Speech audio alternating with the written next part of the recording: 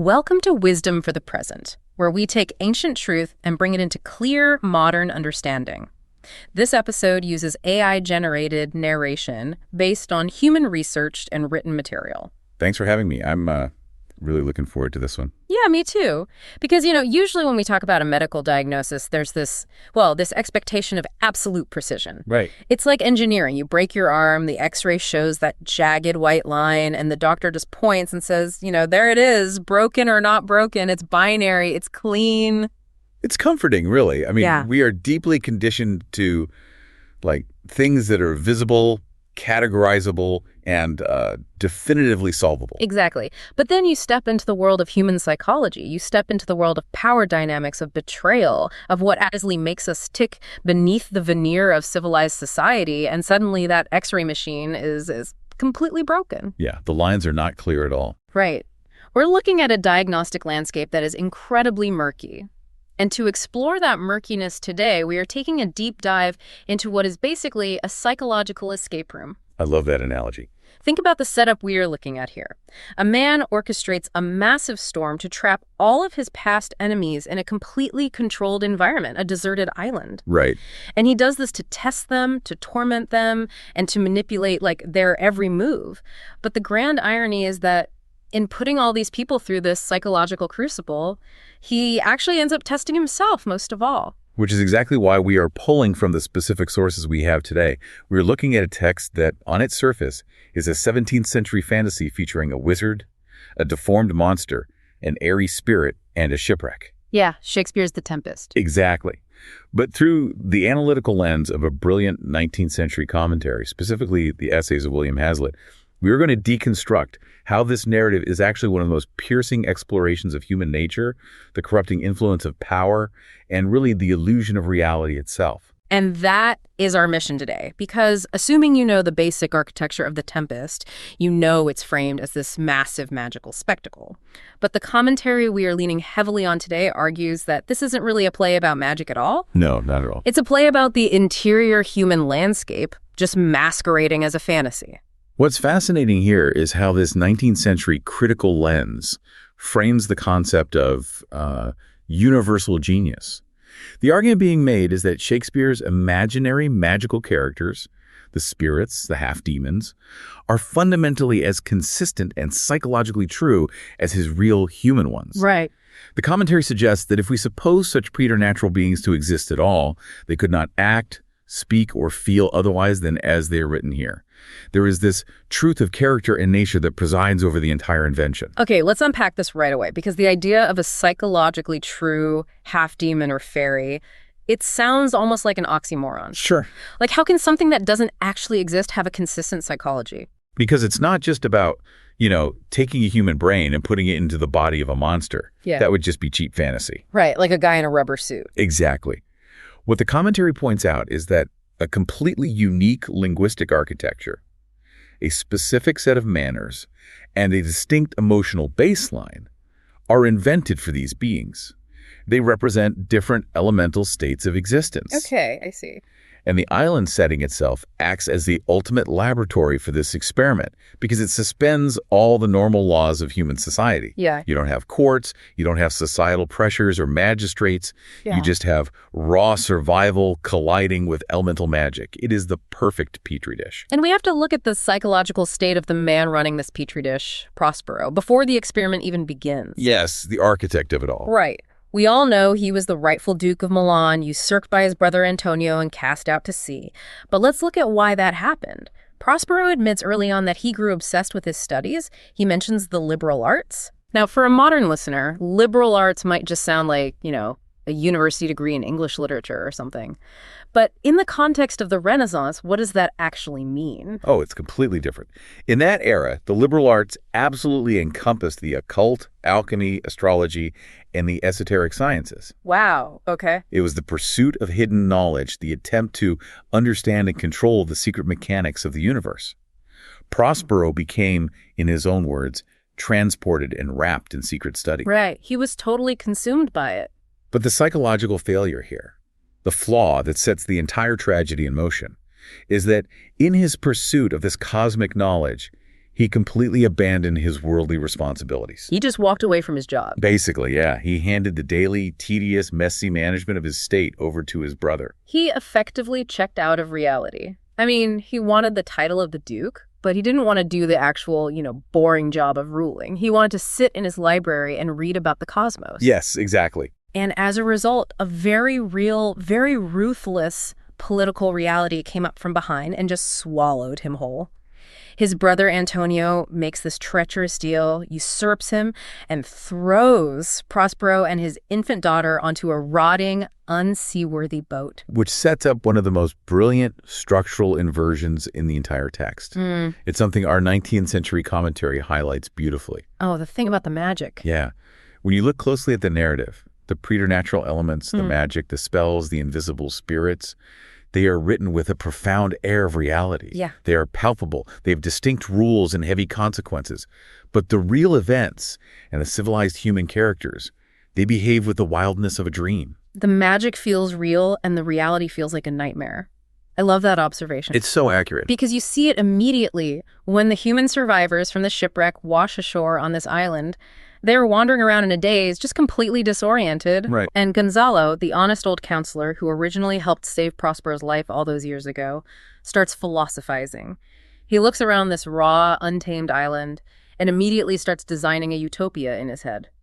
It is a profound moment of political idealism. Gonzalo envisions this commonwealth where everything is executed by contraries. Yeah, no rules, basically. Right. No magistrates, no commerce, no letters, no riches, no poverty. He imagines a world without labor, no agriculture, no metalwork, no vineyards. He says all men idle, all. And women too, but innocent and pure. He's basically pitching a flawless return to the Garden of Eden, a golden age where nature just magically provides without any human sweat and consequently without any human conflict. Exactly. And honestly, reading it, it's a beautiful sentiment. You kind of want to live in Gonzalo's world. And here I have to interject. I have to push back on Gonzalo here. I have to push back hard because it's not just idealism. It's aggressively, willfully blind. How so? What makes it blind?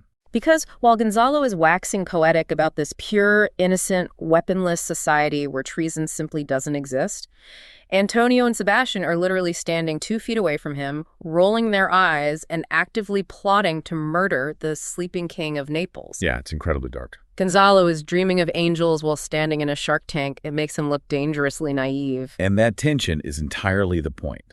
The critical commentary notes that this moment anticipates all the arguments of the utopian schemes of modern philosophy. Yo, that's interesting. Think about the countless times in history, or even just in modern political discourse, where someone proposes a flawless, perfectly equitable system. Right, where if we just change the rules, everyone will be good. Exactly. But the fatal flaw of pure idealism is always the same. Yeah. It fundamentally ignores the intractable, dark reality of human ambition. You cannot design a system that relies on humans being perfectly good because, as Antonio and Sebastian demonstrate, human nature contains a profound capacity for sociopathy. And Shakespeare gives us the ultimate anatomical breakdown of that sociopathy right here. When Sebastian is considering murdering his own brother to take the crown, he asks Antonio about his conscience. Because Antonio has already done this. Right. Antonio already committed treason by usurping Prospero. So Sebastian basically asks, doesn't your conscience keep you awake at night? And Antonio gives an answer that is so cold it just freezes the blood. It really does. He says, if 'twere a kibe, 'twould put me to my slipper, but I feel not this deity in my bosom. The famous kibe metaphor. A kibe is a chilblain, a painful blister or ulcer on the heel. Right. So Antonio is basically saying, if my conscience were a physical blister on my foot, I'd have to wear slippers. It would be a minor physical inconvenience. Yeah, and annoying. But as a moral concept, as a deity in his bosom, he doesn't feel it at all. He literally lacks the psychological hardware to process guilt. He even says 20 consciences could stand between him and power, and he would let them all melt like candy. It is the absolute absence of morality. Yeah. Just cloaked in the sophisticated language of a civilized Italian nobleman. And it perfectly validates the critical analysis. These civilized human beings are completely untethered from decency. Absolutely. Their actions embody the wildness of a nightmare. I mean, they just survived a horrific shipwreck. They are stranded on a mysterious island with no resources. And their very first instinct within hours of washing ashore is political assassination. Which really forces you, as the listener, to ask a difficult question about the society you live in. If this is how the civilized elite act when the laws and the enforcers are stripped away, what does actual raw nature look like? Right. If civilization is just a veneer for sociopathy, is the natural world any better? To answer that, we have to transition from the shipwreck politicians to the island's original inhabitants. We have to look at the ethereal and the earthy. This brings us to Caliban and Ariel, who serve as the elemental counterweights to the Italian nobles. If Antonio and the nobles represent civilization gone rotten, Caliban and Ariel represent unrefined elemental forces. And the 19th century commentary spends a highly significant amount of time defending Caliban, which is often a shock to modern readers who might only casually know him as the monster or the villain of the piece. The commentary calls Caliban a masterpiece, and there is a specific quote that I really had to sit with for a long time. The essayist says Caliban is the essence of grossness, but there is not a particle of vulgarity in it. It's a brilliant distinction. But okay, grossness versus vulgarity. How do we separate those two concepts? Because in modern English, we use those words almost interchangeably as synonyms for, like, disgusting. It is a crucial philosophical distinction. Grossness, in this context, refers to something being of the earth-heavy, unrefined biological base. It's the mud, the dirt, the raw physical reality of existence. Okay. Vulgarity, however, is something entirely different. I came up with an analogy for this while reading through the notes. Think about the difference between a wild wolf in the forest and a person who litters in a public park. Oh, I like this. The wolf is gross, right? It eats raw meat, it's covered in dirt and blood, it operates purely on base physical instinct. But the litter bug, the person tossing a plastic cup onto the sidewalk, that person is vulgar. Right. Because vulgarity implies a degradation of a standard. It is a learned societal behavior. Yeah. The wolf has no societal standard to degrade. It is just purely innocently of the earth. The litter bug knows better and chooses to be trashy. That is a highly effective way to frame it. Vulgarity is not natural coarseness. It is conventional coarseness. It is an affectation. It requires a societal framework to exist. Exactly. Caliban is uncontrolled, uncouth, and wild, but he is completely uncramped by any of the meannesses of custom, as the commentary puts it. He seems almost dug out of the ground, but with a soul instinctively superadded to it. And the proof that he has a soul is in the very mechanics of how he speaks. Yeah. You pointed out in the notes that Caliban's language is structurally elevated. Yes. If you look at the poetic structure of the play, Shakespeare usually reserves blank verse, which is unrhymed iambic pentameter, the rhythmic, elevated 10-syllable heartbeat of his poetry, for the nobility. Like the kings and dukes. The kings, the dukes, the lovers, they all speak in blank verse. The commoners, the clowns, the drunks, they speak in standard, unstructured prose. But Caliban, this supposedly savage, deformed monster, speaks almost entirely in gorgeous blank verse. Explain why that matters, though. Why would the playwright give the rhythmic language of kings to a creature who lives in the mud? Because it reveals his innate connection to the natural world. It shows that he has an internal rhythm, a profound poetic soul that is far deeper and more organic than Prospero's intellectual book-learned dominance over the island. Oh. Shakespeare had to paint a human animal that was rude and earthy, but he deliberately chose not to make him empty. We see that soul most clearly in the scene where Caliban is hanging out with the two drunken, bumbling sailors who survived the wreck. Ariel starts playing invisible music to mess with them, and the sailors are terrified. They think it's devils. They're completely panicked. And Caliban, the monster, actually comforts the civilized men with what is easily one of the most breathtaking speeches in the English language. He says, "Be not afeard. The isle is full of noises, sounds, and sweet airs that give delight, and hurt not. Sometimes 1,000 twangling instruments will hum about mine ears, and sometimes voices that, if I then had waked after long sleep, will make me sleep again. And then in dreaming, the clouds methought would open and show riches ready to drop upon me, that when I waked, I cried to dream again." I cried to dream again. It is heartbreaking. It really is. The critical commentary notes that this passage gives the savage the simplicity of child, making the strange monster amiable. He has a genuine germ of affection for the beauty of his home. Yeah, it deeply complicates the morality of his enslavement by Prospero. Remember, Caliban loved this island. When Prospero first arrived, Caliban showed him all the fresh springs, the fertile places, the berries. He shared his home. And in return, when Caliban inevitably acted on his base, unrefined nature, Prospero enslaved him, confining him to a rock. And to create a complete spectrum of existence, Shakespeare takes all the heavy, earthy elements of Caliban and contrasts them with Ariel. Right, the other end of the spectrum. The commentary notes that it's as if the playwright purposefully drew off all the ethereal, refined, weightless elements of nature and compounded them into this unearthly mold. Ariel is literally an airy spirit. Yeah. While Caliban is talking about digging pignuts out of the dirt and being pinched by hedgehogs, Ariel's talking about diving into fire, riding on the curled clouds, and literally drinking the air. The commentary defines Ariel as imaginary power, the swiftness of thought personified. But what's truly vital here is the psychological distinction made between Ariel and another famous Shakespearean spirit, Puck from A Midsummer Night's Dream. I loved this comparison in the sources because, on a surface level, they're the exact same character archetype, right? They seem identical. They are both mischievous fairy servants who fly around causing magical chaos at the command of a powerful master. On a purely functional, structural level, yes.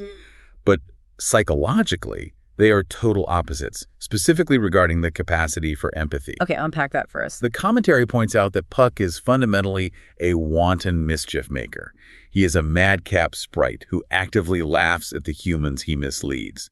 His defining perspective is, Lord, what fools these mortals be. Right. He has zero emotional stake in their pain. He finds their suffering and confusion inherently entertaining. I was originally thinking of Puck as like an internet troll with magical powers, but that's not quite right, is it? It's more like Puck is a detached scientist watching ants in a jar. He shakes the jar, watches the ants panic, and just finds the geometry of their panic amusing. That is a much more accurate metaphor. Oh, wow. Puck is completely detached. Ariel, however, is like a handler who accidentally bonds with the subjects of the experiment. Oh, that's good. Ariel is a minister of retribution. He carries out Prospero's punishments, he causes the tempest, he drives the nobles mad. But through proximity, Ariel actually develops a fellow feeling for the humans he torments. Ariel feels pity. Which is going to be the absolute linchpin of the climax later on. But before we get to the redemption, we have to look at the absolute lowest point of human behavior in the narrative. We really do. We establish Caliban's raw, earthy, but poetic nature. Here's where it gets really interesting. Yep. What happens when that unrefined nature collides with the absolute worst, most vulgar elements of civilization? You're talking about the comic subplot, the introduction of the drunken sailors, Stefano and Trinculo? Yes. We have Stefano, who is a drunken butler, and Trinculo, a jester. They wash ashore with nothing but a barrel of wine. They stumble across Caliban, who has never experienced alcohol before. Right. Stefano gives him a drink, and Caliban is so completely overwhelmed, so intoxicated by this new mind-altering sensation, that he instantly believes Stefano is a god who dropped from the moon. Caliban immediately grovels. He promises to kiss Stefano's foot, to show him every fertile inch of the island, and to be his eternal subject. It is a devastating, albeit darkly comic, critique of exploitation. The commentary notes that these drunken sailors with their sea-wit are actually the least to our taste in the entire text. Yeah, they're just gross. Well, not gross vulgar. Exactly. They are vulgar, they are coarse, they are cowardly, and they perfectly embody that definition of vulgarity we discussed earlier. They have the meanness of custom. Right. They aren't gross like Caliban, they are just pure trash. And the irony is staggering. Prospero, this grand, highly educated, powerful magician, enslaved Caliban using incredibly complex esoteric magic and arcane knowledge. Yes. But Stefano, a completely foolish, stumbling drunk, manages to enslave Caliban just as effectively using nothing but a bottle of cheap booze. And structurally, Hazlitt's commentary points out that they serve as an indirect foil to Caliban. When you put Caliban next to these petty, stumbling, drunken fools, Caliban's raw, elemental figure suddenly acquires a classical dignity. It really does. Caliban has a natural capacity and a poetic lens that highlights the deep, civilized folly of the men who are supposedly his superiors. And it's not just there for comic relief. This is where you realize how tightly woven the thematic structure of the play is. What do these three do once they team up? If we connect this to the bigger picture, the drunken sailors are perfectly mirroring the actions of the high-born nobles. Right. Just as Antonio usurped Prospero for power in Milan, and just as Antonio and Sebastian are currently plotting to murder King Alonso on the other side of the island, What do Stefano and Caliban do? They start plotting to murder Prospero. Stefano decides he wants to be king of the island. He literally says, "This will prove a brave kingdom to me where I shall have my music for nothing." It's absurd. He's a butler. It is absurd. But the text is showing us that this hunger for power, this desperate instinct to dominate and murder your way to the top, isn't just a flaw reserved for kings and dukes in ivory towers. It is a deeply ingrained human rot that runs all the way down to the bottom of the social ladder. Whether you are wearing a velvet crown or carrying a stolen barrel of wine, the human susceptibility to greed and the illusion of power is exactly the same. Which brings us perfectly to how power is being wielded by the man supposedly in charge of it all. While the villains, both the lowborn and the lowborn, are stumbling around the island plotting murder, Prospero is busy playing puppet master with a completely different kind of illusion. Yeah. He is orchestrating the future through his daughter Miranda and Alonso's son Ferdinand. This is the romance plot. Ferdinand thinks his father has drowned in the Tempest. He wanders the island and encounters Miranda. Now, Miranda has lived on this isolated island since she was a toddler. She's never seen a young man before. They fall instantly deeply in love, and Prospero secretly loves this because a marriage between them would unite his bloodline with his enemies in Naples and secure Miranda's political future. But he decides he has to make it difficult for Ferdinand, reasoning, lest too light winning make the prize light. Make him work for it. Exactly. So he accuses Ferdinand of being a spy and forces him to do grueling manual labor, basically piling up thousands of heavy logs. The commentary describes their courtship as the very purity of love. It is entirely uncorrupted by the cynicism of the Italian court that ruined their parents. Yeah, it's so innocent. Ferdinand finds joy in the grueling labor simply because he's doing it for Miranda, and Miranda weeps to see him work so hard, even offering to physically carry the logs for him. It's incredibly sweet, and there's a beautiful, quiet scene in Act 5 that highlights the generational shift in values. Ferdinand and Miranda are playing chess. Miranda jokingly accuses Ferdinand of cheating, saying, "Sweet lord, you play me false." Ferdinand vehemently denies it, and Miranda replies that even if he were to cheat her, for a score of kingdoms, she would still call it fair play. For a score of kingdoms. It's a striking line when you compare it to the older generation. Oh, completely. Their fathers, Antonio and Alonso, literally destroyed their families, committed treason, and ruined lives for just one dukedom. Just one. But for Miranda and Ferdinand, political power, dukedoms, and kingdoms are just metaphors. They're just pieces on a chessboard. Their connection, their love is the actual reality. Prospero eventually relents, of course. He blesses their union. And to celebrate, he summons a magnificent magical mask. He uses his spirits to conjure visions of the goddesses Iris, Ceres, and Juno to sing and bless the couple with abundance and agricultural prosperity. It's a huge spectacle. It is a display of absolute staggering preternatural power. He is commanding the very elements of mythology to dance for his daughter's engagement. But as I was reading this, I kept bumping up against a question. What's that? Well, the commentary points out that Prospero acts arbitrary and tetchy throughout the entire text. He is constantly snapping at Ariel, demanding gratitude, threatening to peg him in the knotty entrails of an oak tree if he complains. He is short with Miranda. He is fiercely controlling. If Prospero can literally control the weather, summon goddesses, and freeze men in their tracks with a wave of his hand, why is he so anxious and stressed out all the time? Because omniscience and omnipotence are exhausting. Prospero is acutely aware of something that no one else on the island realizes yet. Power, even magical power, is an incredibly heavy, precarious burden. You have to maintain it. You have to constantly maintain control. And more importantly, the psychological toll stems from the fact that Prospero realizes his magic is ultimately just an illusion. It is temporary. It cannot fundamentally change the darkness in men's hearts. It can only control their physical movements for a short time. And we see that realization hit him like a freight train right in the middle of this beautiful godlike wedding mask. Yeah. Right as the ethereal nymphs and reapers are dancing, Prospero suddenly remembers the raw, earthy threat. The subplot. Yeah. Caliban, Stefano, and Trinculo are currently on their way to murder him. The text says he starts suddenly, and the spirits heavily vanish to a strange, hollow noise. Ferdinand notes that Prospero is in a passion that works him strongly, and Miranda says she has never seen him touched with anger so distempered. It is the collision of the high illusion with the low reality. He panics. He has all this godlike power, but he almost forgot the very real threat of a drunken butler and a resentful slave. It shatters the illusion entirely. He sends the spirits away.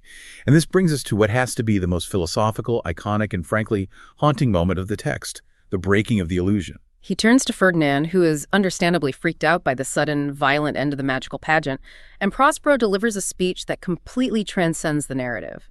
It becomes a massive existential reality check. He says, "Our revels now are ended. These are actors, as I foretold you. We're all spirits and are melted into air, into thin air.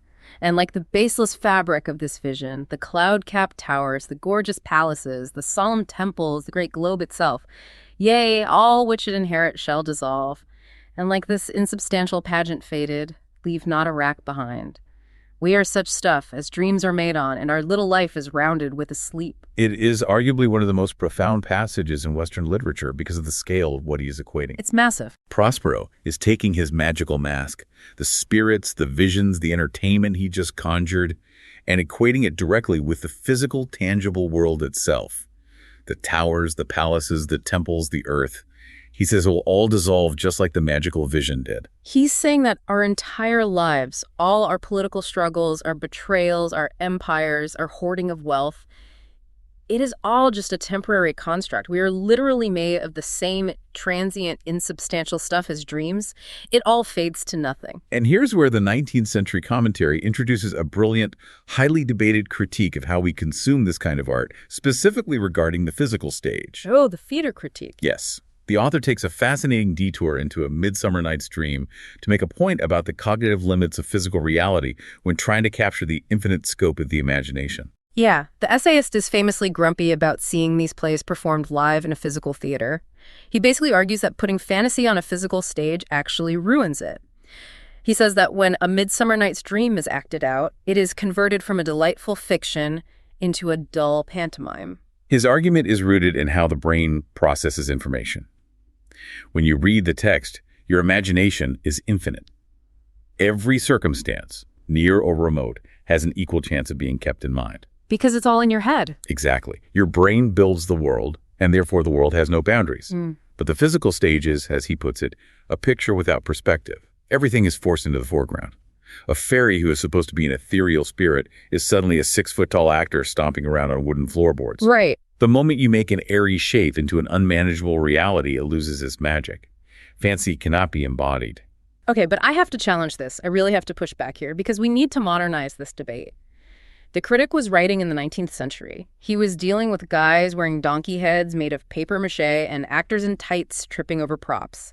I get why that breaks the illusion. Sure. But we have CGI now.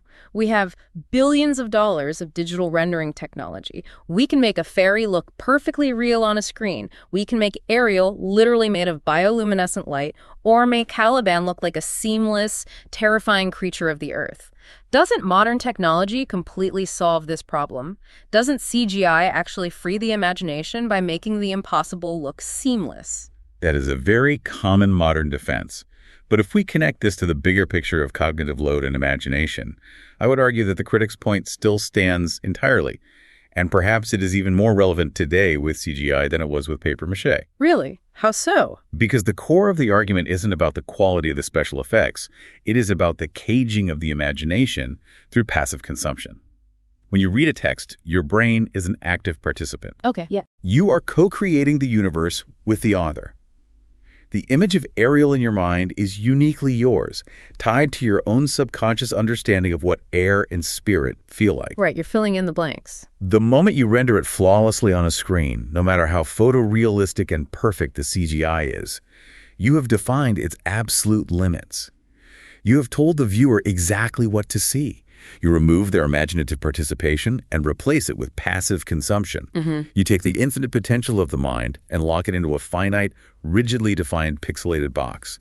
The infinite becomes finite. Ah, wow. Okay, so by making it perfectly visible, you've actually caged the magic. You've killed the dream by forcing it to be a tangible reality. Exactly. And that connects directly back to Prospero's speech about the insubstantial pageant. Prospero's speech is an acknowledgement that his magic, just like a playwright's theater, just like modern CGI, is an illusion trying to capture something true. But ultimately, the physical representation is transient. It is a trick of the light. The underlying emotional and psychological truth is the only thing that actually matters. That realization that The physical world, the magic, the power, is all just a transient illusion, forces Prospero into a massive psychological corner.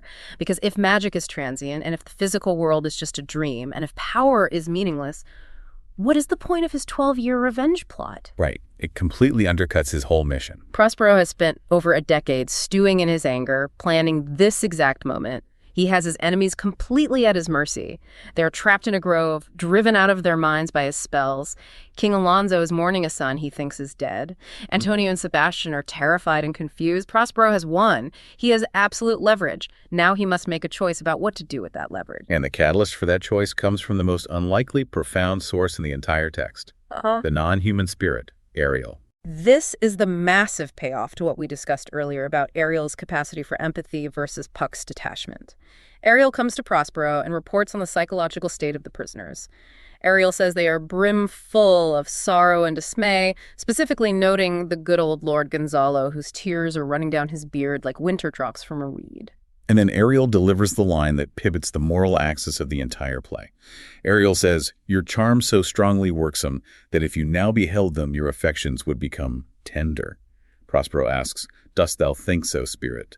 And Ariel replies, "Mine would, sir, were I human." Mine would, sir, were I human. An airy spirit, a creature theoretically incapable of human emotion, is looking at a powerful, angry man and saying, "If I were you, I would feel bad for them." It is a stunning, almost shameful rebuke. This spirit is out-humaning the human. It's holding up a mirror to Prospero's hardened heart. It forces Prospero to confront his own humanity, his own shared vulnerability with the men who wronged him.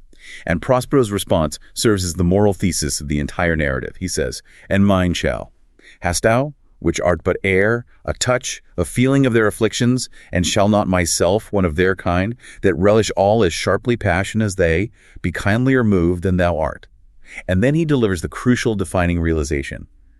The rarer action is in virtue than in vengeance. The rarer action is in virtue than in vengeance. It gives me chills every time I read it, because he realizes that anyone can destroy their enemies when they have the power to do it. Vengeance is easy. Vengeance is the default setting of the human animal. Vengeance is what Antonio would do. Vengeance is what the drunken butler would do. But to have absolute unchecked power over the people who ruined your life and to consciously choose to absorb that pain and forgive them, that is rare. That requires a psychological strength that transcends magic. And he doesn't just offer empty words of forgiveness. His subsequent actions prove the profound depth of that realization. He actively dismantles the very apparatus of his power so he can never be tempted by it again. He gives it all up. He announces he is giving up his magic entirely. He says, "I'll break my staff, bury it certain fathoms in the earth, and deeper than did ever plummet sound, I'll drown my book." He is willingly surrendering his omnipotence to return to being a vulnerable, mortal man in a messy world. And we have to talk about the mechanics of this forgiveness because it is incredibly realistic. It is not a Disney fairy tale ending where everyone hugs, cries, and apologizes. I was honestly expecting Antonio to fall to his knees, weep, and have this massive realization of his sins, but he doesn't. He doesn't at all. Prospero confronts his brother Antonio, calling him an unnatural man, explicitly laying out his crimes, but he forgives him nonetheless. And Antonio remains completely, stubbornly silent. He offers no apology, no remorse, no tears. Which is so frustrating, but so psychologically accurate. Precisely. Because Prospero's forgiveness is not contingent on Antonio's repentance. If forgiveness requires the other person to be sorry, you are still giving them power over your emotional state. Oh, that's such a good point. Prospero's forgiveness is a unilateral, internal choice he makes for his own soul. He refuses to be chained to his own anger and trauma anymore, regardless of whether Antonio learns a lesson. And he takes it one step further. He doesn't just forgive his enemies. He takes deep, uncomfortable responsibility for the mess he helped create. He looks at Caliban, who, remember, just tried to have him murdered with the drunken sailors, and instead of destroying him, Prospero looks at him and says, "This thing of darkness, I acknowledge mine." That is perhaps the most profound psychological insight in the entire text. This thing of darkness, I acknowledge mine. He's not just talking about the legal ownership of a servant. Right. He is speaking metaphorically. He's admitting that his own neglect of his dukedom back in Milan, his own obsession with power and secret knowledge, his own capacity for tyranny and anger on the island, that darkness belongs to him. It is Jungian shadow integration centuries before Carl Jung existed. You cannot just banish your shadows or project them onto a monster. You must integrate them. You must own your capacity for darkness in order to be whole. Okay, we have covered an immense amount of ground today. So what does this all mean for us? Let's distill this journey. We started with a literal tempest of revenge orchestrated by a man who had been deeply wronged. We walked onto an island that served as a psychological escape room, a petri dish where the magic felt grounded and the political reality felt like a fever dream. We explored the incredible contrast between the innate, earthy dignity of a so-called monster and the learned, conventional vulgarity of civilized men, proving that the clothes you wear and the society you come from do not dictate your internal worth. We saw how the sociopathic hunger for power poisons everyone from dukes down to drunken butlers. We debated how the infinite nature of the imagination is caged when we try to render it perfectly in reality. And we ended with the ultimate magic trick. A man with godlike power realizing that life is just a dream, and that the only thing that truly matters, the only rarer action, is stepping away from vengeance, owning your darkness, and choosing radical forgiveness. And I want to frame that directly to you, the listener. Think about your own life, your own interactions. We live in a modern, hyper-connected world where we often have immense, disproportionate power at our fingertips. Through social media, through our professional networks, we have the power to expose, to cancel, to publicly destroy, or to seek vengeance on those who wrong us or those we vehemently disagree with. It's so tempting. The instinct to crush our enemies when we have the leverage is overwhelmingly strong. It is, as we established, the default human setting. Prospero's choice remains a massive, deeply uncomfortable challenge to us today. When you have the power to utterly destroy the Antonio in your life, do you have the strength to break your staff, step back, and forgive? That is a heavy, vital question to carry with you, and it leaves me with one final mystery from our sources to mull over as we close. Many scholars, looking at the timeline of Shakespeare's life and the immense thematic weight of this specific text, believe that when Prospero talks about breaking his staff and drowning his book, it was actually William Shakespeare's coded personal farewell to the theater. He was putting down his own pen, giving up his own magic of creating illusions on a stage for the very last time. So I'll leave you with this. If we are indeed such stuff as dreams are made on, when the play of your life is finally over, what kind of magic will you be leaving behind? It's quite a thought. That's the heart of this section. This is Wisdom for the Present, where understanding leads to clarity, and clarity shapes how we see and live. We'll see you in the next episode.